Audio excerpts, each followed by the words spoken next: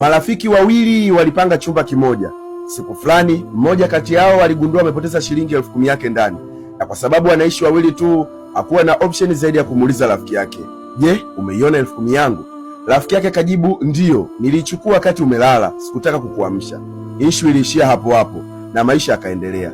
Siku chache mbele, wakati anapanga vitu, yule alipoteza hela akaiona 10,000 yake kwenye begi lake mwenyewe. Akamfuata rafiki yake kwa ghadhabu na kumuuliza, "Kwa nini ulisema umechukua 10,000 yangu wakati kiuhalisia ni mimi nilisahau nilipoiweka?" Rafiki akatabasamu kisha akamjibu, "Naogopa sana uaminifu ukiingia mashaka. Muda mwingine kuilinda amani ni bora kuliko kutaka kuthibitisha hoja. Hata ningesema sijachukua, bado ungeamini ni mimi tu niliyechukua, sababu humu ndani tunaishi wawili tu." Kwenye maisha, maelewano ni bora kuliko pesa. Uaminifu haujaribiwi mara mbili. Mengine kubali ili tu maisha yasonge. Urafiki wa kweli unajengwa kwa kuaminiana na sio kusema niamini. Asante.